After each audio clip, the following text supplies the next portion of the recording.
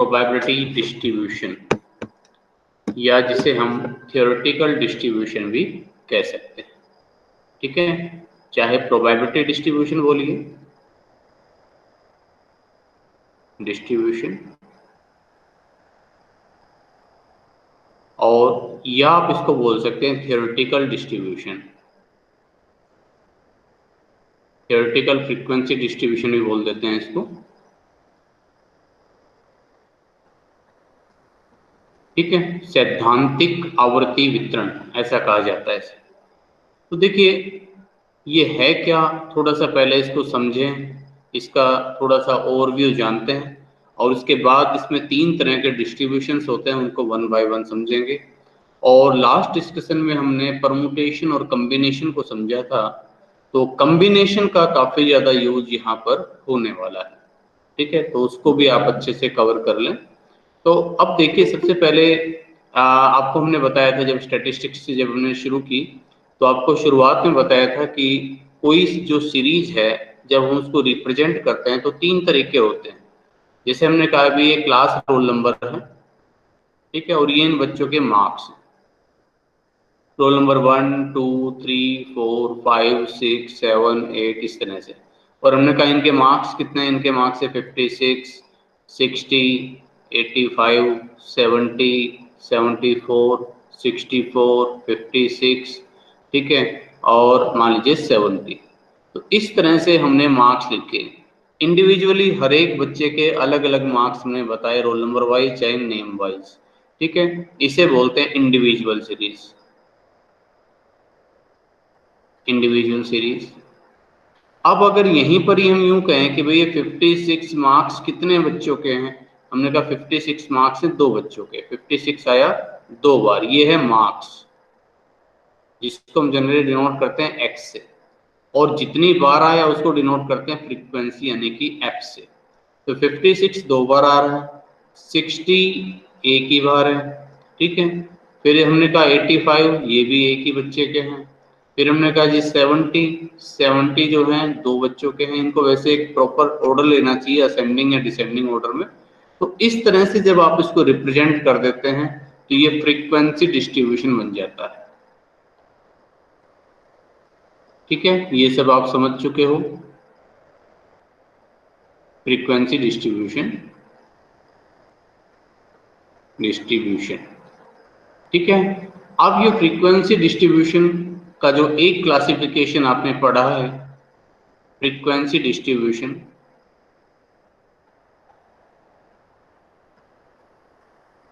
तो एक क्लासिफिकेशन जो आपने पढ़ा है वो तो ये कि हम इसको 2 कैटेगरी में बांटते हैं, discrete distribution, discrete frequency distribution, discrete frequency distribution,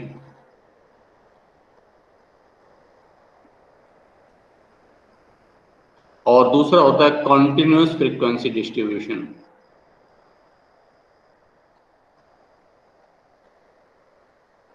ठीक है, डिस्क्रीट का मतलब इसको बोलते हैं हिंदी में खंडित, खंडित आवृत्ति वितरण, और इसे बोलते हैं कंटिन्यूस को क्या बोलते हैं, निरंतर आवृत्ति वितरण, कंटिन्यूस।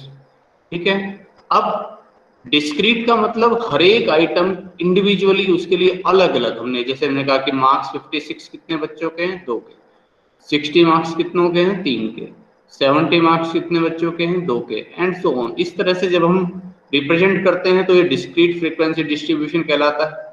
और अगर हम इसमें ग्रुपिंग बना दें, हमने कहा जैसे बिलो 20 कितने हैं 2, 20 से 30 कितने हैं 4, 30 से 60 ये कितने हैं 5, एंड सो ऑन। ये हम बोल दे अबव 70, अबव 70 ये कितने हैं 4। इस तरह से हम जहां एक रेंज बना देते हैं वो कहलाता है कंटिन्यूअस फ्रीक्वेंसी डिस्ट्रीब्यूशन। तो स्टैटिस्टिकली तो इस तरह से कैटेगरी हम बनाते ही रहे हैं। ठीक है, अब ये फ्रीक्वेंसी डिस्ट्रीब्यूशन जो आज हम पढ़ने जा रहे हैं, हमने पढ़ा थ्योरेटिकल फ्रीक्वेंसी डिस्ट्रीब्यूशन, अब ये क्या है थोड़ा सा इसको समझते हैं।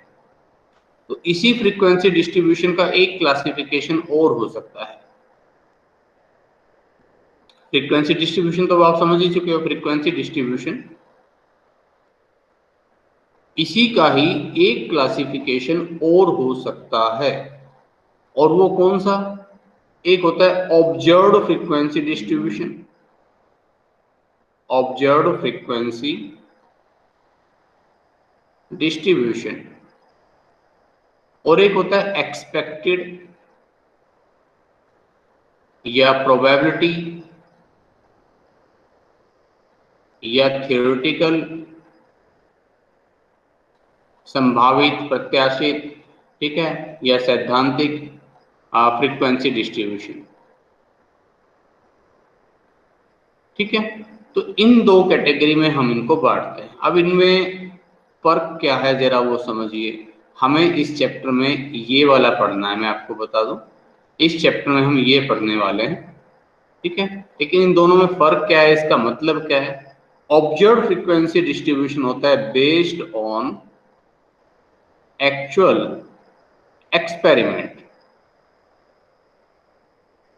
कि जो वास्तव में हुआ वो ऑब्जर्व, और जो होना चाहिए, ठीक है, expected based on probability of occurrence, probability of occurrence,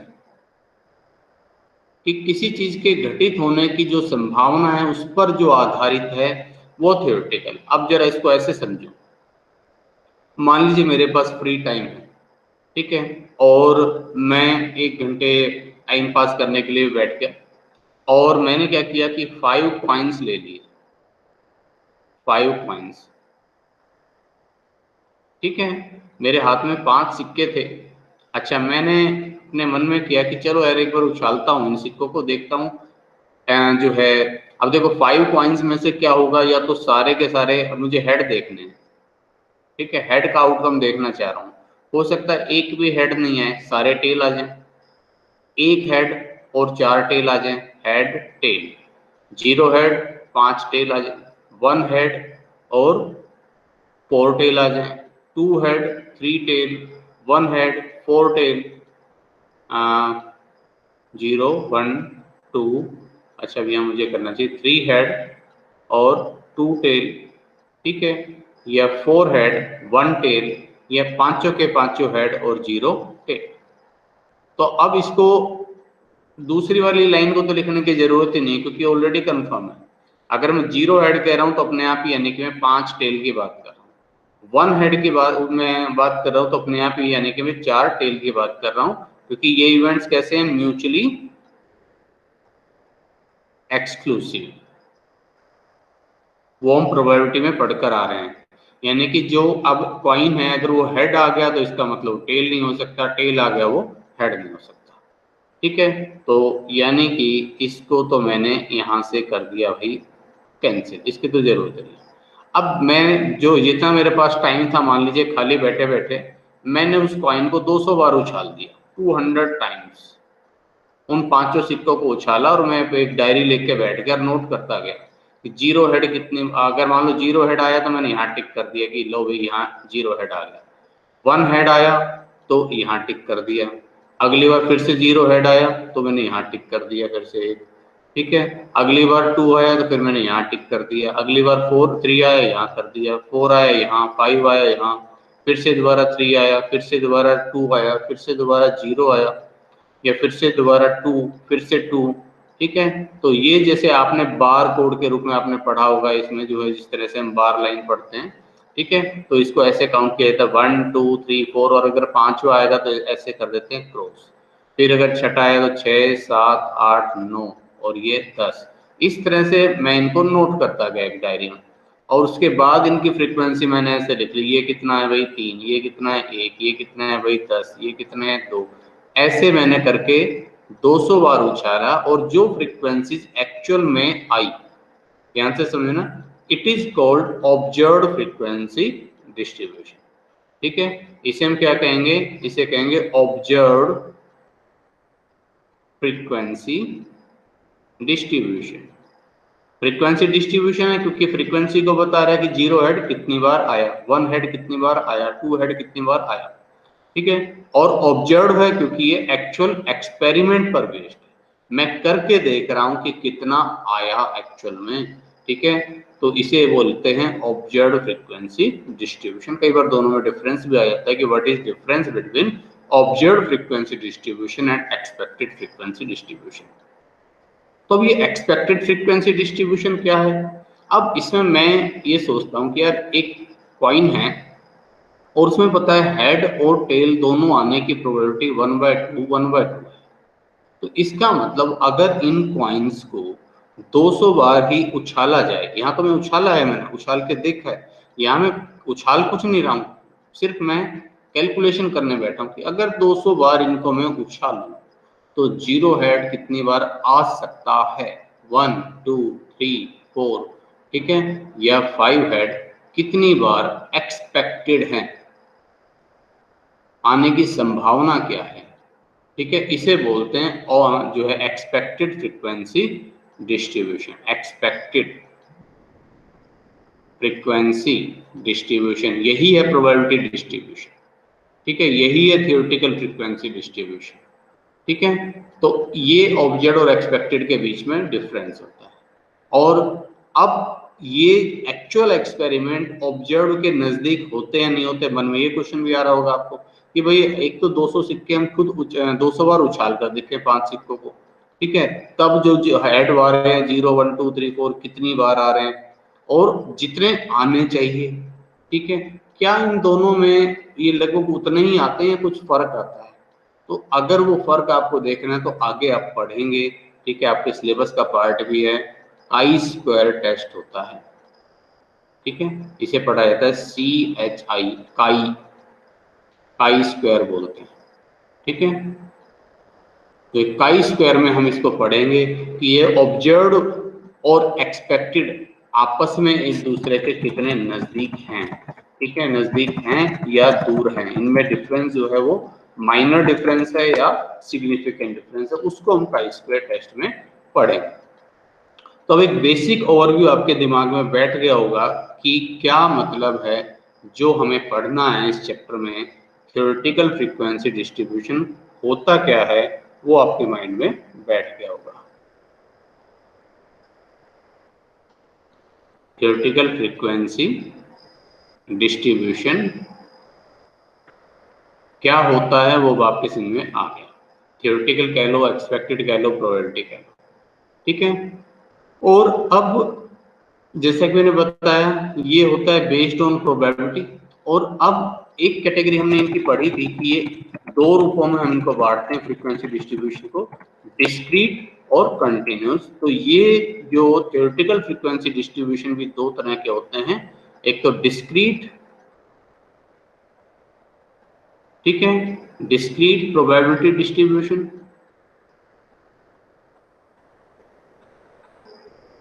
ठीक है, और एक होता है आपका कंटिन्यूस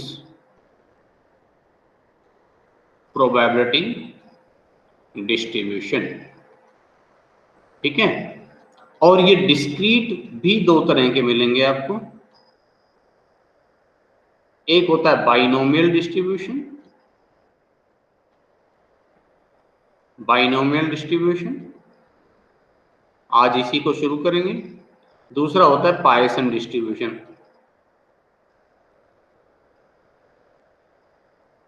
ठीक है, जहां प्रोबेबिलिटी P और Q लगभग लगभग बराबर होते हैं, ठीक है, बहुत ज्यादा डिफरेंस नहीं होता, P is not very less, जैसे कॉइन का केस है तो हेड टेल आने की संभावना लगभग बराबर है। पासा डाइस का केस है, डाइस हमने उछाला तो डाइस में मैंने कहा भाई 6 आएगा, इसकी संभावना आपने कहा 1/6, तो P is not very less, ठीक है, P is not very small, जहां P बहुत छोटा नहीं है, आपको आ जाएगा धीरे धीरे समझते हुए, P जहां बहुत छोटा नहीं है और N is not very large. आपने जो कॉइन उछाले 500 बार उछाले 400 बार उछाले, तो छोटा सा साइज है, ऐसा नहीं कि आपने 1,00,000 बार उछाले, तो वहां पर ये फिर एक्यूरेसी के साथ लागू नहीं होता। तो जहां P बहुत छोटा नहीं होना चाहिए, P लगभग P Q लगभग लगभग बराबर होते हैं, N बहुत बड़ा नहीं है, वहां पर बाइनोमियल डिस्ट्रीब्यूशन लागू होता है, ठीक है, डिस्क्रीट के रूप में। और पाइसन कहाँ होता है? जहाँ p इज वेरी स्मॉल। घटना रेयरली होती है। हमने कहा कि एक रोड पर एक साल में एक्सीडेंट होने के चांसेस। अब अगर आप यूं कहेंगे जी यहाँ तो रोज एक्सीडेंट होते हैं, तो इसका मतलब आप यूं कह रहे हैं कि यहाँ एक्सीडेंट लगभग काफी ज्यादा होते हैं। रोज होने का मतलब ये नहीं होता कि रोज एक्सीडेंट हो रहे, वो घटना रेयरली हो रही। ठीक है, आग लगने के चांसेस। ठीक है, अब ये चीजें, ये ऐसी घटनाएं हैं जो रेयरली होती है, एक्सेप्शनल केसेस में होती है। तो जहाँ p बहुत कम होता है, n इज लार्ज नंबर, जो नंबर ऑफ एक्सपेरिमेंट्स हैं वो बड़े होंगे, वहां पाइसन लागू होगा। बाकी जब हम इन पर पहुंचेंगे तो आपको धीरे धीरे समझ में आ जाएगा। और कंटिन्यूस प्रोबेबिलिटी डिस्ट्रीब्यूशन में केवल एक ही होता है, नॉर्मल डिस्ट्रीब्यूशन। स्टैटिस्टिक्स की आगे कह लीजिए कि ऑलमोस्ट सभी टेक्निक्स का जो बेस है वो है नॉर्मल डिस्ट्रीब्यूशन। आगे आप टेस्ट ऑफ हाइपोथेसिस पढ़ेंगे, टेस्ट लगाना सीखेंगे, जो कुछ भी आपको आगे पढ़ने वाले हैं वो सब इस नॉर्मल डिस्ट्रीब्यूशन पर आधारित है। तो इतनी ज्यादा इंपॉर्टेंस है इस चैप्टर की। ठीक है, तो कुल मिलाकर जो मैंने अभी तक बताया उसको मैं सम अप करूं तो मैं यूं कह सकता हूं कि पहली बात कि थ्योरेटिकल डिस्ट्रीब्यूशन होता है जो संभावना पर आधारित कि कितनी घटना कितनी बार हो सकती है, कौन सी घटना कितनी बार हो सकती है, उसे हम बोलते हैं प्रोबेबिलिटी डिस्ट्रीब्यूशन। और ये तीन तरह के डिस्ट्रीब्यूशन हम इसमें पढ़ने वाले हैं, बाइनोमियल, दूसरा पाइसन और तीसरा नॉर्मल।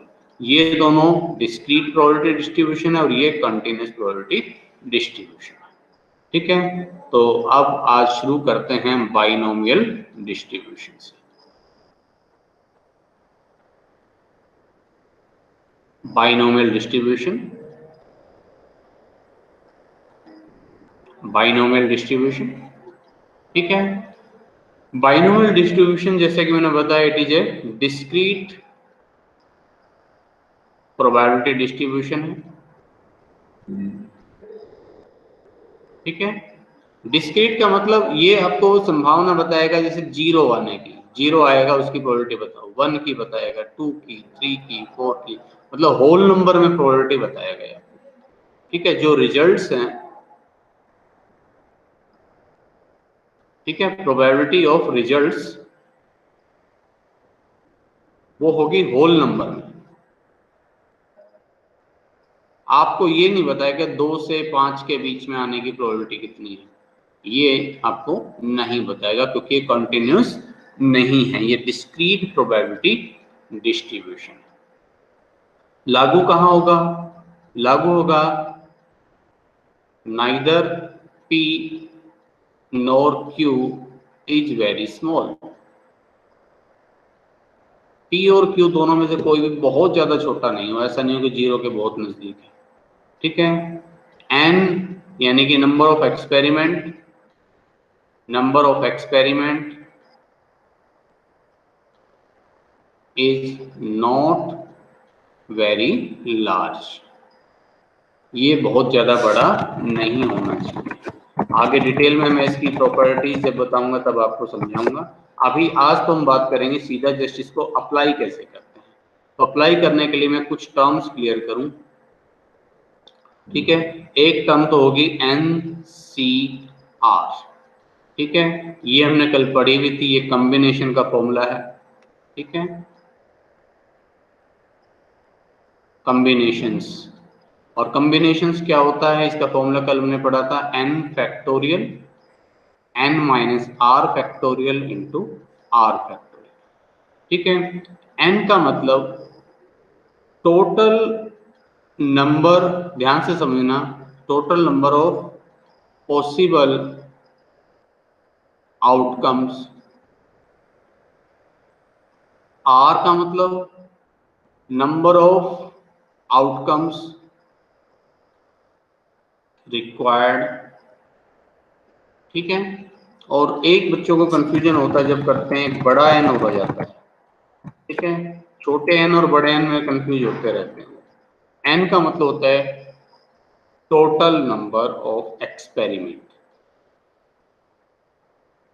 अब इसका मतलब समझो, मैं उसी एग्जाम्पल पर वापस आता हूं। ठीक है, मैंने कहा कि भाई सुनो, मुझे बताओ ये जो 200 कॉइन्स जो है ना मैं अब उछाल रहा हूँ, ठीक है, और भाई मुझे ये बताओ कि ये 200 कॉइन्स, सॉरी 200 कॉइन्स में गलत बोल गया, मैं रिपीट कर रहा हूँ, आई एम रिपीटिंग। 5 कॉइन्स है मेरे पास 5 सिक्के हैं, 5 कॉइन्स, और इनको मैं 200 बार उछाल रहा हूँ, 200 टाइम्स टोस्ट, 200 बार मैंने उछाले, ठीक है। और इसमें मुझे बताइए, इसमें 3 हेड कितनी बार आएंगे, हाउ मैनी टाइम्स। अब जरा यहां से आप इनको मैच करो, मैं क्या कहना चाह रहा हूं। स्मॉल एन क्या है, इनमें से स्मॉल एन कौन सा है, total number of possible outcomes, जितने पॉसिबल आउटकम्स हो सकते हैं। अब आउटकम्स क्या है हमारा, अपने आप से क्वेश्चन करो। आउटकम्स है हमारा हेड, हेड आना एक आउटकम है, हम हेड लाना चाह रहे हैं कॉइन में से, ठीक है। अच्छा, टोटल हेड, ज्यादा से ज्यादा हेड कितने आ सकते हैं, जब सिक्के 5 है तो क्या 5 से ज्यादा हेड आ सकते हैं। आप उसको 200 बार उछालो चाहे 2000 बार उछालो, एक बार में क्या आपको 25 हेड मिल सकते हैं, नहीं मिल सकते। ज्यादा से ज्यादा हेड कितने मिलेंगे, 5, एक बार में तो 5 ही करेंगे ना। तो स्मॉल एन है 5, ठीक है। इसीलिए मैंने कहा कि स्मॉल एन का मतलब है total number of possible outcome, जितने मैक्सिमम आ सकते हैं। तो हेड मैक्सिमम कितने आ सकते हैं, 5 आ सकते हैं। आर का मतलब नंबर ऑफ आउटकम्स रिक्वायर्ड, मैंने कितने आउटकम्स कहे, मैंने कहा कि 3 बार आने चाहिए, हेड 3 आने चाहिए। तो यहाँ आर इज इक्वल टू 3। और कैपिटल एन का मतलब, अब वो एक्सपेरिमेंट आपने कितनी बार दोहराया है। मैंने वो एक्सपेरिमेंट, मैंने वो 5 सिक्के एक बार उछालता तब भी प्रोबेबिलिटी आ जाती, मैंने उनको 200 बार उछाला है, ठीक है। तो कैपिटल एन है यहाँ 2, ठीक। और अब रही बात संभावना की, तो संभावना कैसे निकाली जाती है यहाँ पर, ठीक है। बाइनोमियल डिस्ट्रीब्यूशन किस तरह से काम कर सकता है, ठीक है। प्रोबेबिलिटी या थ्योरेटिकल फ्रीक्वेंसी,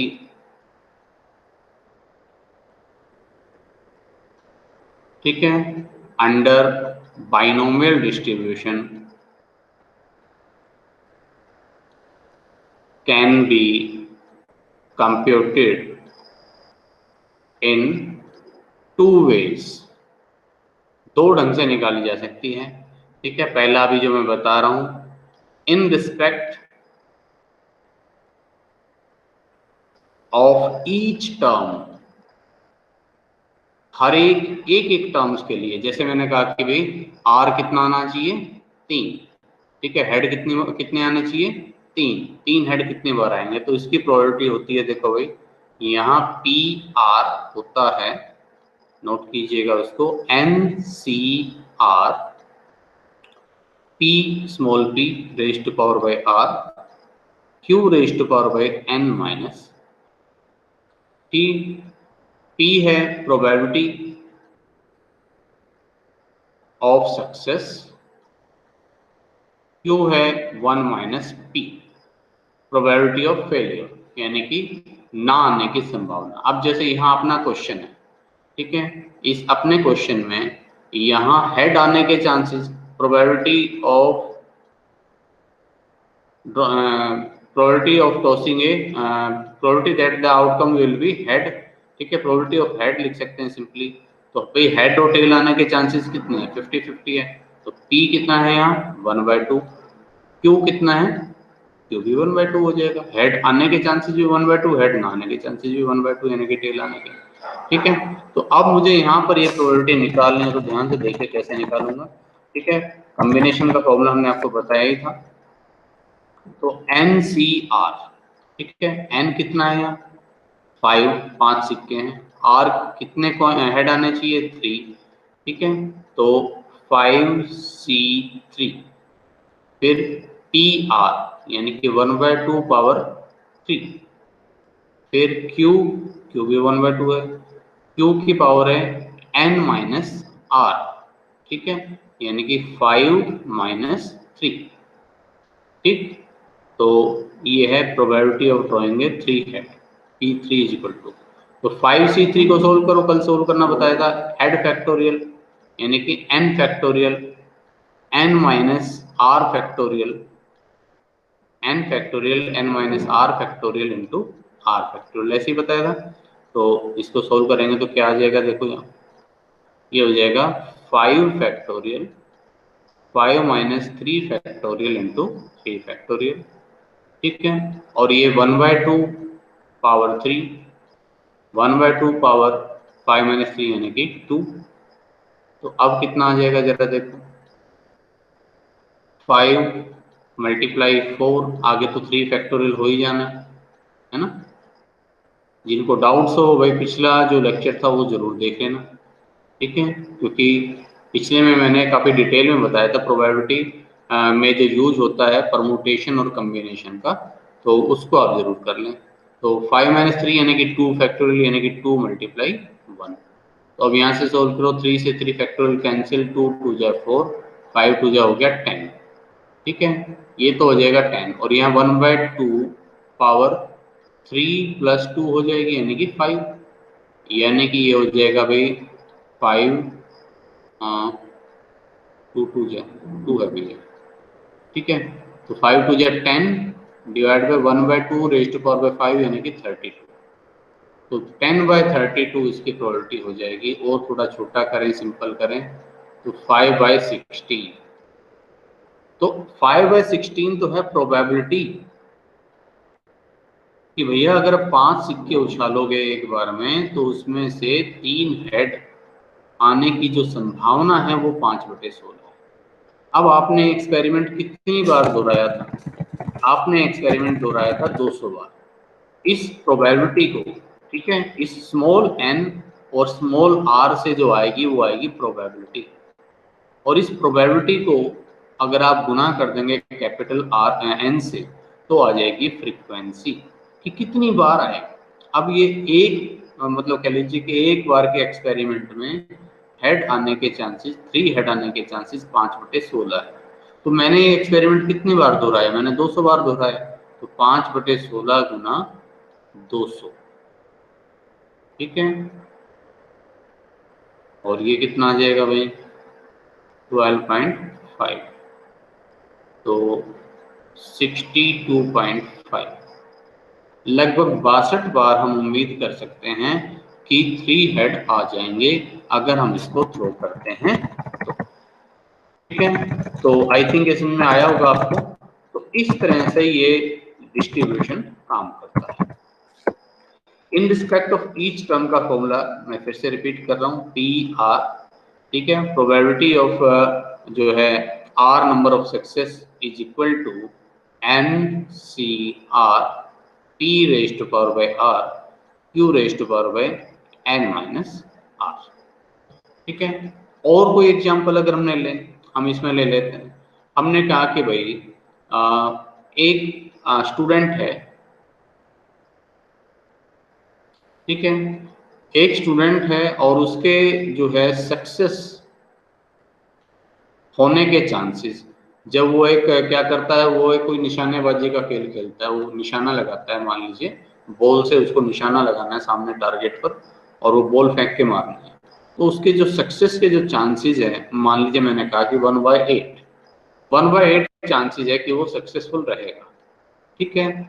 और वो क्या करता है, वो एक बार में मान लीजिए हमने कहा कि इस तरह के जो एक बार में वो जो है क्या करता है 10 ट्रायल करता है, ठीक है। 10 बॉल उसके हाथ में है और 10 बॉल हमने कहा कि भाई जो है तू एक बार वहां सामने फेंक कर मार, और हमने कहा कि उसमें से भाई 10 में से 3 बार निशाने ठीक लगा देगा, उसकी प्रोबेबिलिटी बताओ, ठीक है। सारी चीज हमने दे दी आपको। अब यहाँ देखो स्मॉल n क्या है भाई, 10 में से 10 के 10 निशाने सही लग सकते हैं ज्यादा से ज्यादा, स्मॉल n है 10, रिक्वायर्ड सक्सेस है 3, प्रोबेबिलिटी ऑफ सक्सेस है 1/8, तो Q हो जाएगा 1 माइनस 1/8 यानी कि 7/8। तो निकालिए संभावना क्या हो जाएगी। संभावना के लिए फॉर्मूला अपने पास है NCR PR Q raise to power by n minus R, ठीक है। चलिए लिखते हैं इसको, NCR, n कितना है 10, 10C3, ठीक है। PR प्रोबेबिलिटी ऑफ सक्सेस है 1/8, PR यानी कि 1/8 पावर 3 और Q raised to power by 1 minus R। Q है 7/8 और इसकी जो है चांसेस 10-3 यानी कि कितने हैं 7। अब ये हमें सोल्व करना पड़ेगा। तो 10 फैक्टोरियल, ठीक है, 10 माइनस 3 फैक्टोरियल इंटू 3 फैक्टोरियल, और ये आपको अब सोल्व करना पड़ेगा अलग से कि 1/8 पावर 3 कितना आता है, ठीक है। तो ये हो जाएगा वही कितना 1/8 पावर 3, या ऐसा भी कर लें 8 की पावर तो हो जाएगी, ये एक तरह से देखा जाए तो 3 यहाँ और 7 यहाँ, 8 की तो पावर हो जाएगी 10, ठीक है, और 7 की पावर 7 क्योंकि 1 की पावर 3 है, ठीक है। तो आप इस तरह से भी इसको सोल्व कर सकते हैं, ठीक है। तो चलिए 8, अच्छा एक चीज और, अब जैसे आपको पावर 10 करनी है तो कैसे करोगे, देखो कहीं आप ऐसा तो नहीं करोगे 8 मल्टीप्लाई 8 मल्टीप्लाई 8 मल्टीप्लाई 8, ऐसे तो बहुत लंबा हो जाएगा।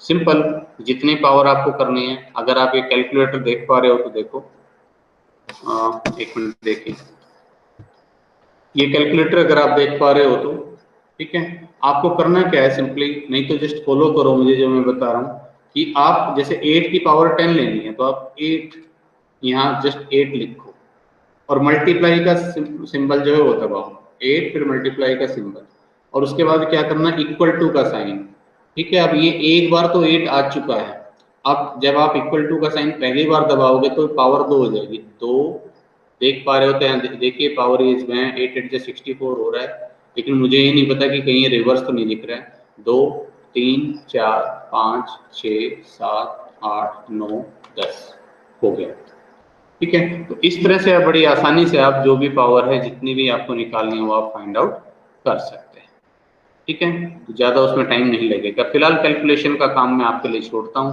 तो इस तरह से ये प्रोबेबिलिटी निकल आएगी, ठीक। अब अगर मैं सोचता हूँ कि मैं आगे बढ़ाता हूँ, भाई वो रोज ही एक्सपेरिमेंट करता है, वो क्या करता है, ये 10 बॉल आकर एक बार रोज फेंक के जाता है ऐसे, ठीक है। तो आप मुझे बताओ कि एक साल में, ठीक है, 365 दिन अगर मैं लेकर चलता हूँ तो एक साल में 365 दिन है, इनमें 365 डेज में कितने दिन वो 3 बॉल का टारगेट, 3 टारगेट सही मार देगा, कितने दिन ऐसे होंगे। तो ये जो प्रोबेबिलिटी आएगी उसको नंबर ऑफ एक्सपेरिमेंट कितनी बार है, 365 बार, इसको 365 से गुना कर देना, ठीक है। तो रिक्वायर्ड प्रोबेबिलिटी, रिक्वायर्ड जो संख्या है वो आ जाएगी, कितने दिन वो सक्सेसफुल रहेगा। अब आपके माइंड में एक क्वेश्चन उठ रहा होगा, ठीक है, नहीं उठ रहा तो भी मैं उठा देता हूँ।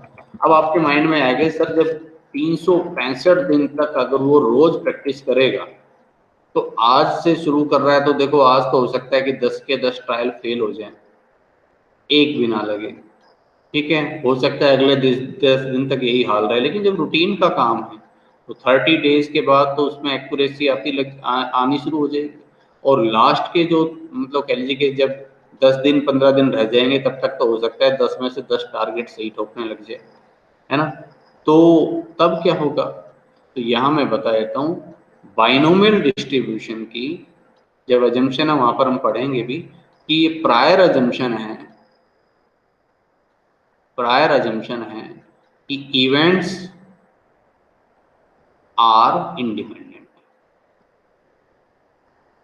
और इंडिपेंडेंट इवेंट्स की डेफिनेशन मैं आपको पहले ही बता चुका हूँ। इंडिपेंडेंट इवेंट्स उनको बोलते हैं कि जहां अब का एक्सपेरिमेंट अगले एक्सपेरिमेंट को प्रभावित ना करे। तो हम यहाँ ये एजम्पशन ही लेकर चल रहे हैं कि भैया उसके जो अगर मान लीजिए टारगेट हिट करने की संभावना 1/8 है ना, तो वो हर दिन 1/8 ही रहेगी। अगर वो चेंज होती है समय के साथ साथ कि 1/8 अभी है, 6 महीने प्रैक्टिस करने के बाद वो 3/8 हो जाएगी, और 3 महीने प्रैक्टिस करने के बाद वो मान लीजिए 5/8 हो जाएगी, और फिर नजदीक आते हो सकता है 7/8 या 8/8 हो जाए, तो बाइनोमियल डिस्ट्रीब्यूशन लागू नहीं होगी। बाइनोमियल डिस्ट्रीब्यूशन लागू तब होगा कि जितनी बार भी हम उछालें हर बार हेड आने के चांसेस 1/2 ही है, जितनी बार भी हम टारगेट हिट करें हर बार मेरी जो संभावना अगर 1/8 है तो 1/8 ही रहे, ठीक है। यानी कि उस प्रोबेबिलिटी में कोई चेंज नहीं होता है, ऐसी हमारी प्रायर अजम्पशन है, ठीक है, और जहां ये assumption फेल होती है वहां पर ये लागू नहीं होगा। ठीक है, तो ये तो हुआ एक एक के लिए। अब इन रिस्पेक्ट ऑफ ईच टर्म मैं आपको बताता हूँ, इन रिस्पेक्ट ऑफ ऑल टर्म, ये तो एक एक टर्म्स के लिए। ये संभावना, ये प्रोबेबिलिटी तुमने कैसे निकाली, ये जो पी आर, ये कैसे निकाला कि भाई एक के लिए पहले एक हेड आए, उसकी प्रोबेबिलिटी कैसे निकाली भाई आपने, P1 करके निकाली, n c r p r q raise to power n minus r, ऐसे करके निकाले। ठीक है, अब P1 निकालनी है तो अलग निकलेगी, 2 के लिए अलग निकलेगी, 3 के लिए अलग निकलेगी, ऐसे। ठीक है, अब यहीं पर आपके मन में आ रहा हो कि यार एक बार में ही मैं पूरी संभावनाएं मेरे को पता चल जाए। ठीक है, मैं फिर से रिपीट करता हूँ कि मेरे पास 5 कॉइन्स हैं, 5 कॉइन्स आर देयर।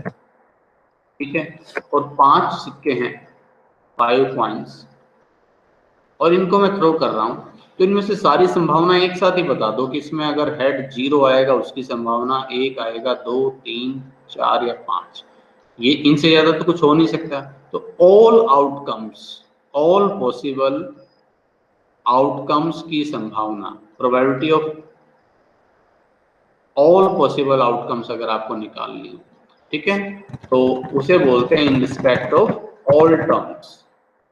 ठीक है, और वो कैसे निकालते हैं जरा वो भी समझिए, इन respect of all terms. All terms practice करेंगे, उसी से क्लियर होंगी, वैसे आगे आने वाले लेक्चर्स में इनकी प्रैक्टिस भी करेंगे। तो इसके लिए फॉर्मूला है भाई सिंपल सा, Q plus P raise to power by n। इसे एक्सपेंड कर लीजिए, और इसे एक्सपेंड करने का तरीका मैं बता रहा हूँ। जैसे अब Q plus P raise to power by 5 को एक्सपेंड करना, यहाँ n कितना है अपने कॉइन कितने, 5, कैसे करोगे? ठीक है, Q से शुरू करेंगे, Q raise to power by 5 और P raise to power by 0।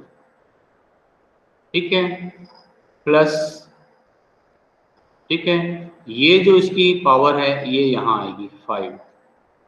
ठीक है, और Q की पावर 1 कम हो जाएगी, P की पावर 1 बढ़ जाएगी। ठीक है, फिर नेक्स्ट क्या होगा, अब ध्यान से देखो मैं कर क्या रहा हूँ, मैं ये कर रहा हूँ, यहाँ ये जो वैल्यू आई 5, ये कहाँ से आई, यहाँ क्या है, Q का जो कोफिशिएंट क्या है, Q से गुना क्या हो रहा है जरा देखना, Q से गुना कुछ हो रहा है, कुछ नहीं है, तो 1, तो 1 गुना ये कितना है, पावर कितनी है Q की, 5, और ये कौन सा नंबर है, सीक्वेंस कौन सी है, पहले पहले ही ना नंबर 1 डिवाइड बाय 1, कितना आ गया 5, ये 5 लग जाएगा यहाँ। अब ध्यान से देखना, 5 मल्टीप्लाई 4 इसकी पावर, और ये दूसरे नंबर पर है ना, मल्टीप्लाई डिवाइडेड बाय 2, 5 4 जा 20 डिवाइड बाय 2 कितना आएगा 10, यहाँ आ जाएगा 10।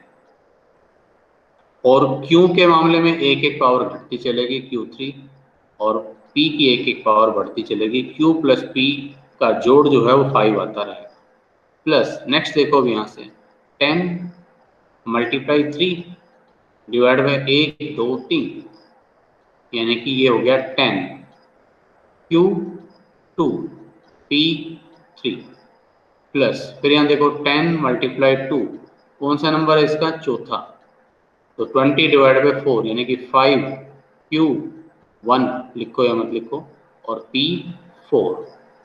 ठीक है, प्लस अब यहाँ देखो 5 Q की पावर कितनी है, 1 लिखनी है तो लिख लो 1 डिवाइड बाय 5 कितना आ जाएगा, 5 से 5 कैंसिल, कितना आ गया 1, यहाँ देखो अब इसको 1। ठीक है, और Q पावर 0 P पावर 5। ठीक है, अब ये लिखा हुआ कैसे दिखेगा आपको, अब देखो पावर 0, P की पावर 0 या Q की पावर 0, कितनी पावर 0 तो इक्वल टू 1 होता है, इसलिए इसका मतलब इसको अब हम लिखा हुआ नहीं दिखाते हैं। ये आपको इक्वेशन लिखी दिखेगी Q5 plus 5Q4P plus 10Q3P2 plus 10Q2P3 plus 5, अब Q1 का क्या लिखना है, 5QP4, और प्लस ये Q0 भी नहीं लिखा जाएगा, सिंपली P5। ठीक है, लेकिन ये ऐसे बनती है। ठीक है, इसी तरह से आप एक और करके देखो, अब यहाँ से भी ये बताती क्या है, ये देखो पी, अगर हमने कहा कि भाई जीरो हेड आने की प्रोबेबिलिटी देखनी है तो आप ये वैल्यू ले लो। जीरो हेड आने की प्रोबेबिलिटी क्या है, Q5 सिंपली। ठीक है, मान लो हेड और टेल आने की संभावना तो 1/2 है ना, तो 1/2 की पावर 5 कर दो। ठीक है, यानी कि 1/32। जीरो हेड आएंगे उसकी प्रोबेबिलिटी 1/32 है। अच्छा, वन हेड आएंगे, वन P1 कहाँ है, P1 यहाँ। वन हेड की प्रोबेबिलिटी है 5Q4P, यहाँ वैल्यू रख दो। 5 मल्टीप्लाई 1/2 की पावर 4 मल्टीप्लाई 1/2 यानी कि 5/32। ये आ गई वन हेड आने की प्रोबेबिलिटी। मैंने कहा भाई टू हेड आने की प्रोबेबिलिटी, टू हेड टू कहाँ है, यहाँ।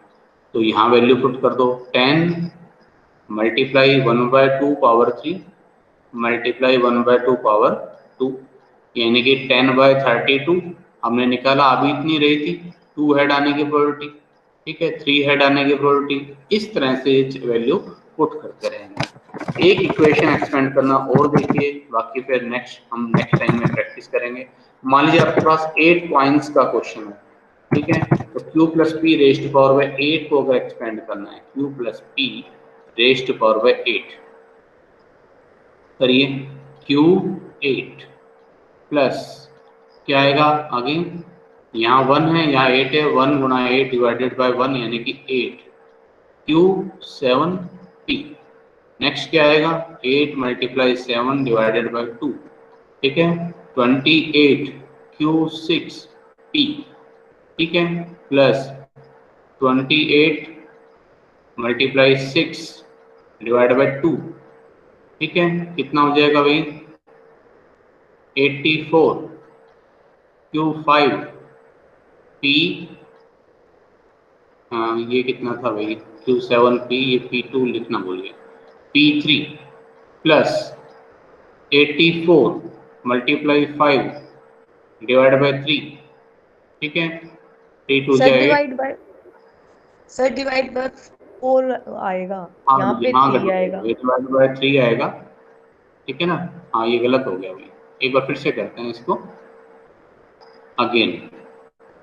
Q plus P rest power bye 8। आपको मेनली सीक्वेंस समझ में आनी चाहिए, मेन पर्पज ये है। Q8 प्लस ये था पहला वाला, तो 8 Q7P प्लस नेक्स्ट कितना आएगा, 8 मल्टीप्लाई 7 डिवाइडेड बाई 2, 28 आएगा यहाँ तो। ठीक है, 28 Q6P2 plus 28 multiply 6 divided by 3, 3 2 जा 6, यहाँ आएगा 56 Q5P3 plus 56 multiply 5 divide by 4। ठीक है, ये 14 5 जा 70 Q4P4 plus 70 multiply 4 divide by 5, ये 14 4 जा 56। जब रिपीट होने लग जाए तो आगे छोड़ दो फिर। Q3P5 अब करने की जरूरत नहीं, अब 56 आया ना, तो आगे तो आप करके देख लो। चाहे नेक्स्ट आएगा 28 Q2P6, फिर नेक्स्ट आएगा 8 QP7 और नेक्स्ट आएगा अगला 1 है तो P8। ठीक है, और जस्ट इसमें वैल्यूज हम पुट करेंगे। ठीक है, एक मतलब जीरो हेड की प्रोबेबिलिटी यहाँ है, इसमें वैल्यू पुट कर दो बस। वन हेड की प्रोबेबिलिटी ये है, ये 1 की है। ये टू हेड आने की प्रोबेबिलिटी है, इसमें पुट कर दो वैल्यू। ये थ्री हेड आने की प्रोबेबिलिटी है, ये 4 हेड आने की प्रोबेबिलिटी है, ऐसे ये 5 की, 6 की, 7 की और ये 8 हेड आने की प्रोबेबिलिटी। ठीक है, इस तरह से बाइनोमियल डिस्ट्रीब्यूशन काम करता है। इसका वर्किंग वाला तो मैंने आपको बता दिया, बाकी इसकी काफी सारी अजम्पशंस हैं, पैरामीटर्स हैं। ठीक है, उनको हम समझेंगे नेक्स्ट लेक्चर में। ठीक है, नेक्स्ट लेक्चर में ये कंप्लीट हो जाएगा, फिर उसके बाद पाइथन करेंगे। 2 लेक्चर देंगे इसके लिए, आज का हमने लगा लिया, एक दिन और लगाएंगे। ठीक है, नेक्स्ट